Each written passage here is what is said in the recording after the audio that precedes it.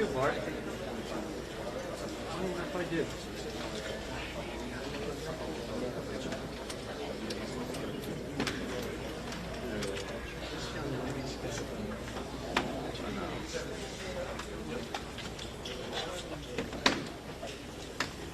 Oh, sorry.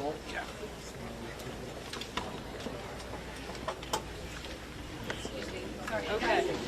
It is getting rather. Sorry, I don't have a lot of birth. And so we're trying to get their positions so that they can hear and see what the officials have to say here, standing by in just a few minutes. And we do anticipate that we would probably hear some of the same folks we heard from overnight. But we don't have a full list yet. I can tell you overnight we heard from the Secretary of Transportation, Duffy. We also heard from Mr. Bowser. We heard from the Metropolitan Washington. Potter. We also heard from the Metropolitan Washington Fire Chief, Fire Chief John Donnelly. We knew that American Airlines officials were on their way here to hand something behind them as the sun is coming up. I'm over the river from my vantage point. Yeah, this presser happening imminently, and earlier today we heard from law enforcement agencies across the capital region about just how expansive this search and rescue mission has been, with over 300 personnel on the ground and in the water. Of course, the big question remaining, are there any survivors? How many bodies have been recovered? A law enforcement source telling CBS News that at least 30 individuals, 30 bodies have been recovered from the ice of Potomac, waiting on official confirmation here from authorities just regarding how much debris and how many individuals they were able to actually pull from the water here. And authorities could also tell us a little bit more about when we will switch from this being a search and recovery mission to specifically more of a salvage mission. We know that investigators are also on the ground with the NTSB, the National Transportation Safety Board. They are working on this investigation. We're waiting to hear what they were able to recover on the scene, what they'll be looking for. Of course, we know that investigators right now are very focused on why this Mormon Black Hawk helicopter was flying at such a low altitude near the airport. Everyone asking that question today. Beyond that, of course, we know that there were 60 passengers and 4 crew members aboard the plane, in addition to 3 just in that Black Hawk. But we know few details regarding who was on that flight, so hoping that authorities might also share a little bit more with us about some of those victims there.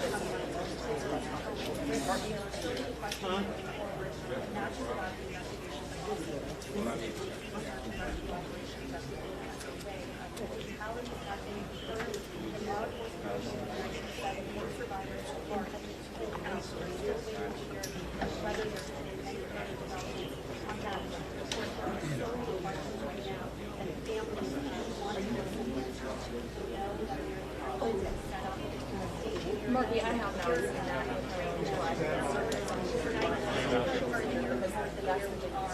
Heads up. If you're in front of the Heads up. There we go. All right, there we go. Stand by.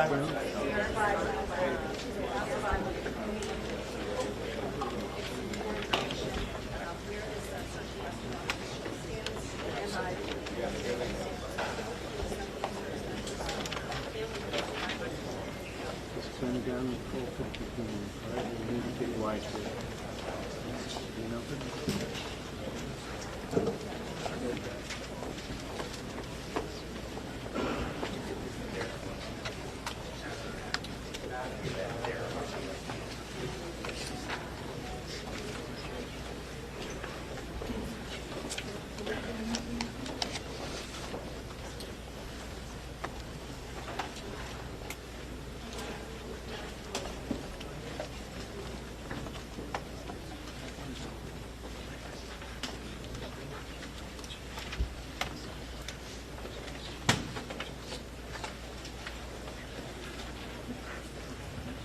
Good morning. I'm Muriel Bowser. I'm the Mayor of Washington, D.C. We are here at Reagan National Airport to provide an update on the tragic events of last night. I'm joined by U.S. Transportation Secretary Sean Duffy, D.C. Fire and EMS Chief John Donnelly, American Airlines CEO Robert Eisen, the Metropolitan Washington Airports Authority CEO Jack Carter, United States Senator Mark Warner, United States Senator Tim Kaine, U.S. Representative Don Beyer, as well as the Chief of the Metropolitan Police Department, Pamela Smith. And we are joined by first responders from across the Metropolitan Washington region. I speak for all of us when I say, and certainly all Washingtonians, how very sad we are for American Airlines, for the United States Department of Defense, and for all Americans for the loss of life that happened with the collision of these aircrafts. We know that includes families from across our region as well as in Kansas and across the country. This morning we all share in a profound sense of grief. I do want to thank the first responders who acted quickly last night, who ran towards danger, went into a very frigid river, and have worked throughout the night. Chief Donnelly reported in last night's briefing that we have a strong mutual aid agreement in our region, and those teams have worked together throughout the night in really tough and heartbreaking conditions, and we should all thank them for their heroic efforts. So we'll have several updates today. I'm first going to turn to the Secretary of Transportation, Sean Duffy, and then you will hear directly from Chief John Donnelly with a situational update. Thank you, Mayor. Again, Sean Duffy here, Secretary of Transportation. We wish we were gathering for different purposes today. I just want to let you know that the Department of Transportation, the FAA, along with the White House, President Trump, local, state, and federal partners, all working together on this incident in unison. I couldn't be prouder of this team that's been assembled, working tirelessly. Mayor, I want to thank you specifically for your work. A few details I'd like to give all of you, and some of you reported this, but last night, if you live in the DC area, you would know that this was a clear night last night. The helicopter was in a standard pattern. If you live in the DC area, you'll see helicopters up and down the river. This flight pattern is seen oftentimes when you live in DC. This was a standard flight pattern last night as well. The American airline flight coming into land was in a standard flight pattern as it was coming into DCA. So this was not unusual with a military aircraft flying the river and aircraft landing at DCA. And again, if you live in the area, you'll see that frequently with those two aircraft working together. As many of you have reported, we have located the two aircrafts. The fuselage of the American airline plane was inverted. It's been located in 3 different sections.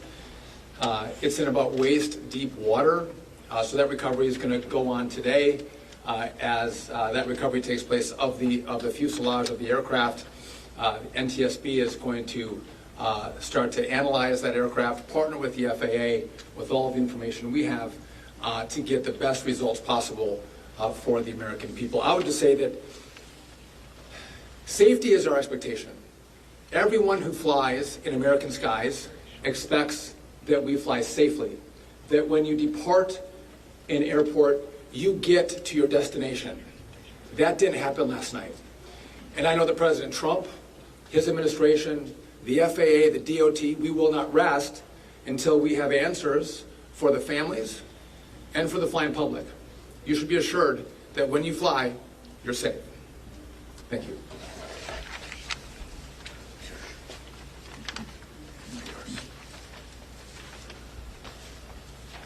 Thank you, Secretary. Thank you, Mayor. I'm joined today with Fire Chief Bonnet from the Metropolitan Washington Airports Authority, and I'm John Donnelly, Chief of the District of Columbia Fire and EMS Department.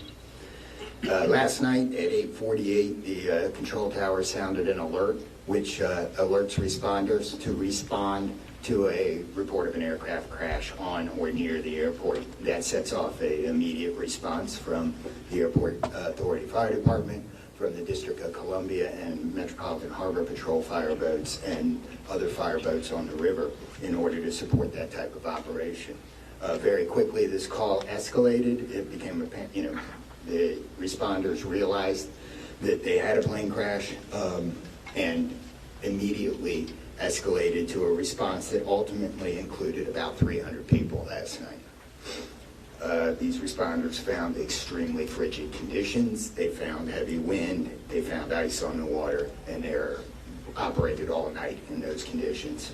I'd like to take a moment to acknowledge the agencies that responded in addition to DC Fire and EMS and Metropolitan Washington Airports Authority. Montgomery County Fire Department, the Prince George's County Fire Department, the Charles County Fire Department, the Baltimore County Police Department, the Anne Arundel County Fire Department, the Alexandria Fire Department, the Arlington County Fire Department, the Fairfax Fire Department, the Prince William Fire Department, the Baltimore City Police Department, the Maryland State Police, the Maryland Natural Resources Police, the Department of Defense, the Joint Base in Bowling Fire Department and the staff there, the U.S. Army, the U.S. Coast Guard, the United States Park Police, the Metropolitan Police Department, the FBI, and the NTSB.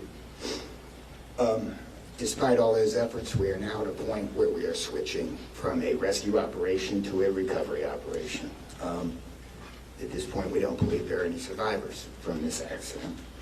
And we have recovered 27 people from the plane and 1 from the helicopter. The District Office of the Medical Examiner has lead on reuniting these bodies and these people with their loved ones, and we will continue to work to find all the bodies and collect them and reunite them with their loved ones. We should also acknowledge that the Virginia Medical Examiner and the Army Medical Examiner are involved in this operation and a very important part of getting people identified. So.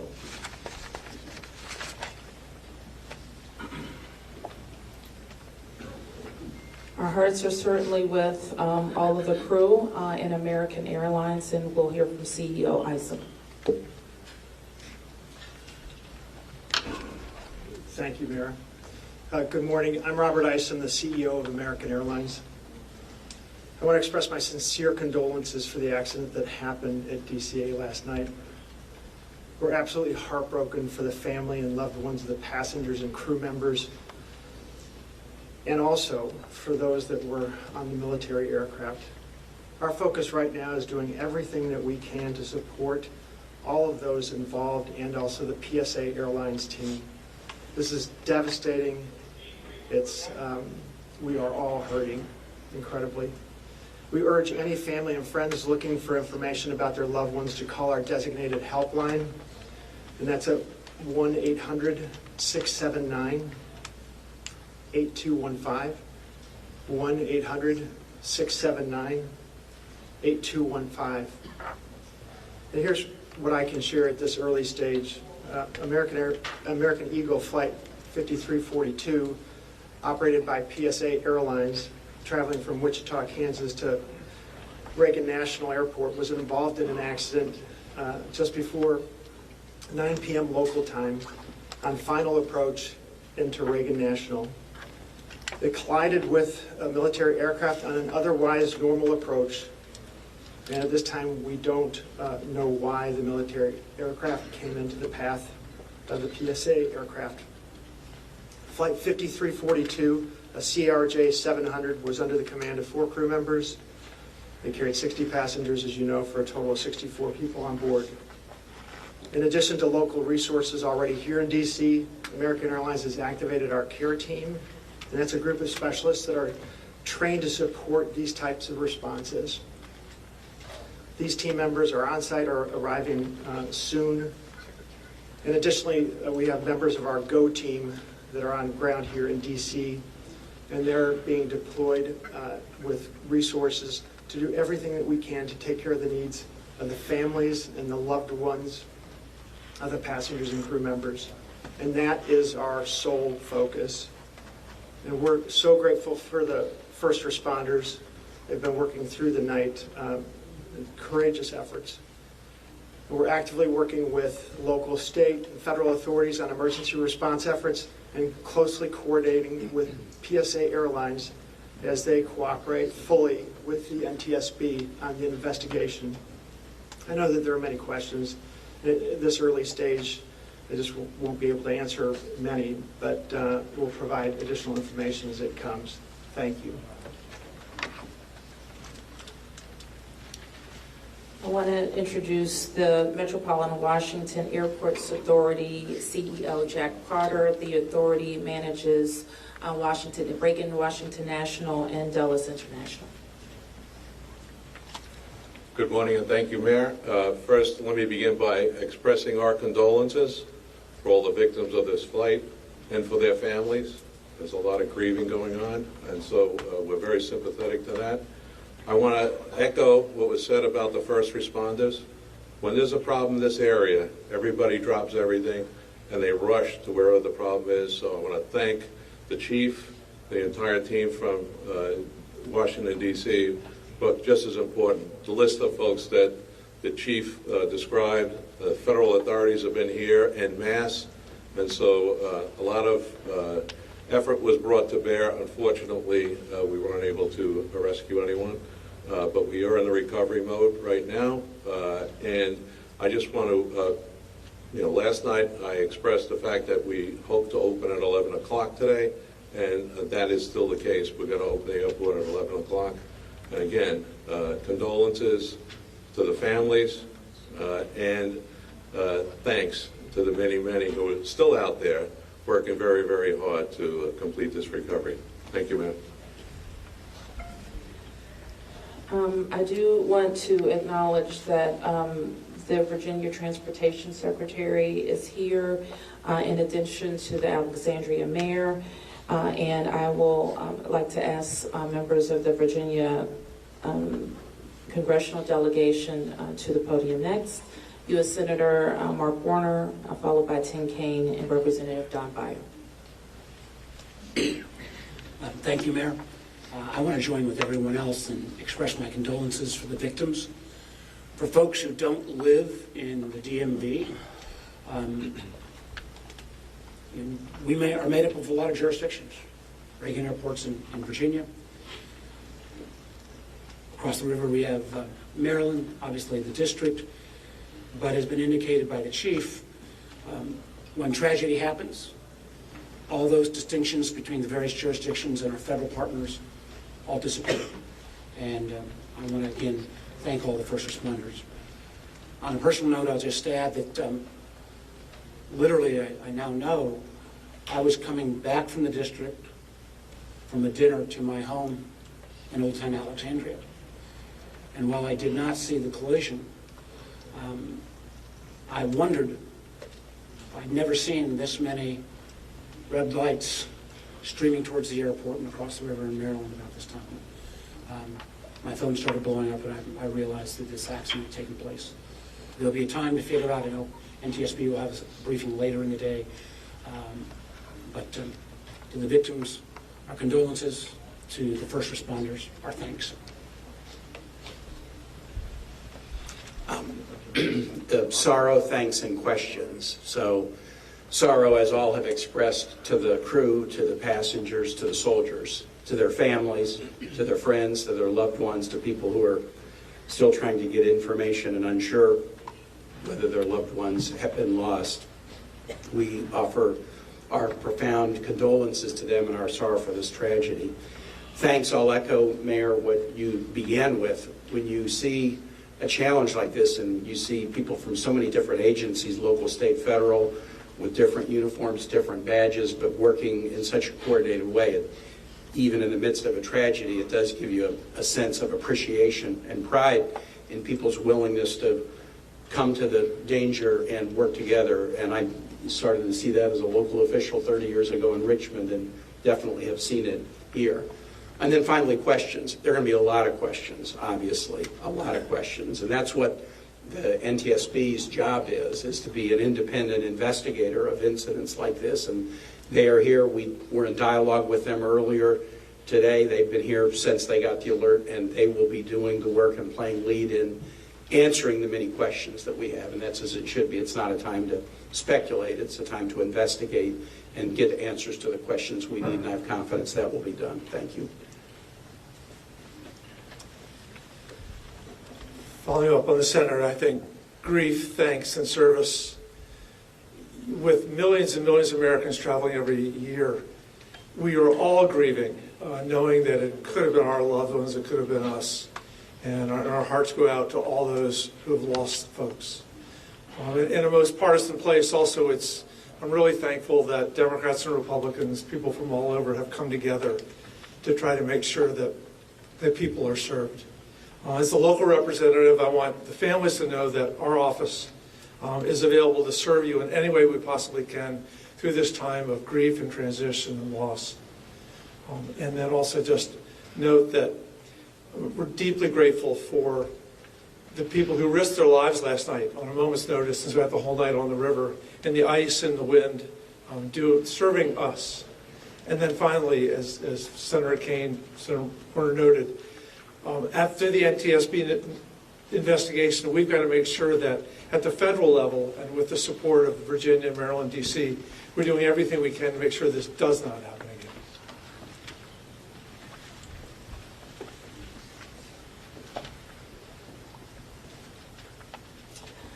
So with that, it's been said already that the National Transportation Safety Board becomes the lead agency in the investigation. Our jurisdiction in D.C., where the crash occurred over the river, concludes as we, in the leadership role of the Unified Command, as we shift to a recovery effort. We expect the National Transportation Safety Board to provide briefings to the press later in the day. So at this point, we can take a few questions. Yes? Can you say without a shadow of a doubt that people are safe to fly? What we can talk about today is what happened here with the collision of these vehicles. We've said what we know, and that the National Transportation Safety Board continues to investigate. I don't know that any of us have been briefed on anything that would suggest any other aircraft are implicated. Yes? You're still missing 30 plus people in the water. What are some of the challenges in recovering them right now? Chief? So the rescue operation, or the recovery operation, goes on. It's a lot of touch and feel in the different parts of the plane or in the helicopter, and the crash area is a little spread out, so we've got some work to do. And I think it's a pretty normal type of situation. I don't think it's extraordinary. How spread out is this debris field? So the wind started blowing last night, so we've had debris travel from the airport down as far as the Wilson Bridge. Mile-wise, how far is that? I couldn't tell you. Okay. Less than a mile. This is a question for CEO Carter. You're going to open the airport at 11 o'clock this morning. How are you going to do that? And what impact is that going to have on operations, on passengers, on people's anxiety? How are we going to do this? Well, we're going to open the airport at 11 o'clock. It's safe. We've worked with all the federal agencies, FAA, and it's been determined that we can open that airport safely. The recovery effort that's on our property is on the waterfront. Our primary runway, 119, will be open. It's away from any activity. We're going to have a secure area around that, so all are comfortable that we can get back to operations. Now, each airline will announce or communicate to their passengers what their operations are going to be. Obviously, their networks were disrupted overnight, and so we might have a slow recovery, but the bottom line is we will begin to have aircraft moving in and out of this airport at 11 o'clock. Okay, so 1, 2, 3. Has the flight recorder been recovered, the black box at all? I don't think we can say anything about what's in NTSB's purview. You mentioned the airport opens 3 hours from now. There's a lot of helicopter traffic from the military, U.S. Park Police, and all that. Will helicopters be flying right through here as well, beyond the recovery efforts? I don't know the answer to that. Jack, do you have anything to add? We don't have anything to add about that. Yes. This is for Secretary Duffy. Can you reassure Americans that the U.S. still has the safest airspace in the world? So the question is, can I guarantee the American flying public that the United States has the most safe and secure airspace in the world? And the answer to that is absolutely, yes, we do. We have early indicators of what happened here, and I will tell you with complete confidence, we have the safest airspace in the world. When it comes to informing these families who've tragically lost their loved ones, what has that looked like so far? Have any of them been informed? The flight manifest, is there any details you can provide on that front? Chris, can you add anything? All I can say is that we have published the 1-800 number. We have family assistance centers set up here in DCA. We do in Wichita as well. I'm not at liberty to give the number of families that have been that have used those services, but we are making that use. We have over 100 team members that are either here or on their way that are specially trained to work with family members, handle travel arrangements, hotel arrangements, incidentals, to make sure that we're taking care of people in any way that they can, as you know, as our teams are hurting and suffering, as our passengers and their families need assistance. We're doing everything we can. I don't have any more information on that right now. Mayor, go next. Chief Donnelly, can I ask you to describe the next phase of the investigation? How confident are you that you'll be able to recover all 67 of these bodies? And can you speak to some of the debris that's also being pulled out of the river? We understand there are some suitcases, some other things that have been pulled out from the river. And I would like to ask anyone here, perhaps the Transportation Secretary or Mr. Eisen, if we know anything about these victims, age ranges, nationalities, anything of that nature. So the next phase of this operation is going to be led by the NTSB. All of us are working together, though, to search the area and find the victims. I'm confident that we will do that, and that will take us a little bit of time, though. It may involve some more equipment. As far as the things being collected, I don't have personal knowledge. I know that we have been collecting debris that you would expect to see from a plane. And anything about the victims? So the question is about the victims. The NTSB is going to lead that portion of the contact with the victims. I believe American is going to be involved with that as well, and so will the FAA and the Department of Transportation. Secretary Duffy, we're going to take some questions over here. 1, 2, 3, 4. For Secretary Duffy, the flight path that the helicopter was on, is that a common flight path, and is it normal for helicopters to get clearance to cut across busy approach paths? So I don't know if you all could hear the question. It's a question about the flight path of the helicopter. I don't want to go into too much detail about the information we have from the FAA, but obviously it is not standard to have aircraft collide. I want to be clear on that. But prior to the collision, the flight paths that were being flown from the military and from American, that was not unusual for what happens in the DC airspace. And as this investigation moves forward, we'll have more information to you about the details of the spots with air traffic control. I don't want to make statements about that. I don't lead into that answer. But again, I think whether it was air traffic control, whether it was military aircraft, helicopters, or the American flight, everything was standard in the lead up to the crash. Now, obviously, something happened here. You'll get more information and more details as this investigation moves forward. We'll learn what happened.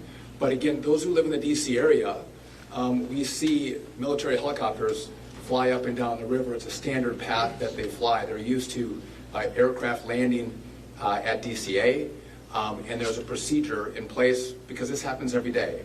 something went wrong here. I look forward to the time and point when we can give you that information, but I don't want to comment on that right now. Senator Kane, Senator Warner, you all have been, very vocal about your concerns about busy runways here, air traffic. I know it's still early in the investigation. I'm just curious any steps that you all plan to take to address that. We have raised this issue continuously. We've got very busy airspace. I think we will ask questions, but at the appropriate time. But we are in this period right now where families are still being notified. We're trying to figure out what happened. There'll be time for those discussions, I think. Yeah, I'd just say the same thing. We've been pretty plain about our concerns, but it isn't a good time to speculate right now. We have faith that the NTSB will provide the answers about this. Okay, you fourth here, and I'm going to take 3 in the middle, and then we're going to have to wrap 1, 2, 3 after this young man. Thank you, appreciate it. Chief, I know I can imagine it must be traumatic for your first responders to have to deal with this. How are they doing right now, and are you all going to be offering any services to help them as they process this? So thank you for the question. Our first responders are resilient people, but yes, this call will be hard for them. Our peer support teams are already engaged with the responders, and we'll be following up on that to make sure that they're okay. But I think the concern is real. Okay. Thank you, Ms. Berry. What kind of communication was there between the helicopter and the tower, the plane and the tower, and the helicopter and the plane? I don't want to say too much on the communication between the helicopter and the tower and the airline and the tower, but I will say this: there was communication. It was I would say standard communication. So there was not a breakdown, if that's your question, in communication between the military helicopter and the American airline flight. There was communication between the aircraft and the tower. Was the plane aware there was a helicopter in the area?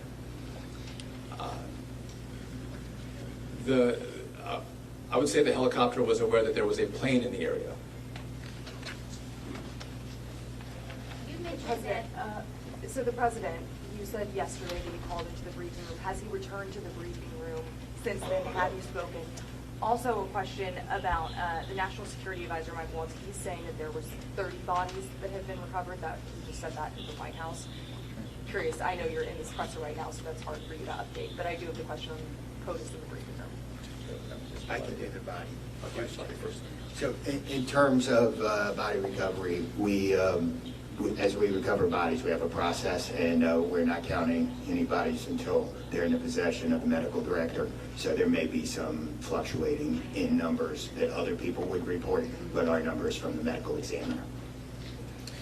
So just in regard to the president in the briefing room, I've been with this team for the last hour plus as we've worked through the details of the information we wanted to give you. But it is my understanding that either this morning he was going to be in the Situation Room, or the Situation Room is obviously briefing the president. He has been kept in full appraisal of what is taking place. Okay, last two, you ma'am. First.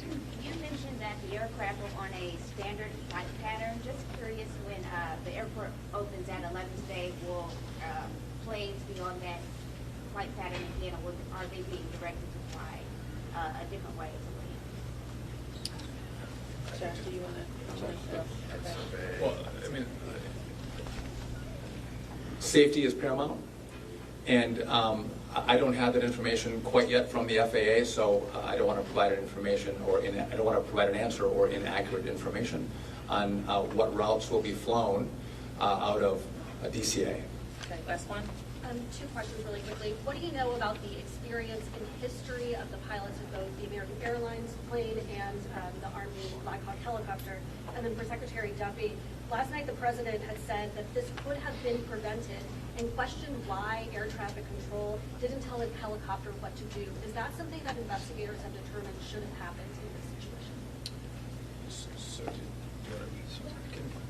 Secretary, just quickly, I don't have a lot of information to release, but these were experienced pilots. I know that the captain had 6 years with PSA, or almost 6 years with PSA, and the first officer almost 2 years. Again, standard approach, and that's about all I can say. Thank you. in regard to the military, I don't have information in regard to the experience of the military pilots. I would just note that this was classified as a training mission. Sometimes people could think that a training mission is someone who is inexperienced in the cockpit. We call these missions that are flown in the DC area as our pilots are getting hours in experience training missions. So don't read into that we had how many hours the pilots on the military aircraft had. And you had another question for me that was... Last night, the president had said that Yep. this could be prevented, and also that air traffic control, questioning why they may not have communicated with the helicopter, telling them what to do. We are going to wait for all the information to come in from this vantage point, but to back up what the president said, what I've seen so far, do I think this was preventable? Absolutely. Thank you. Is there an acting FAA director? Thank you, everyone.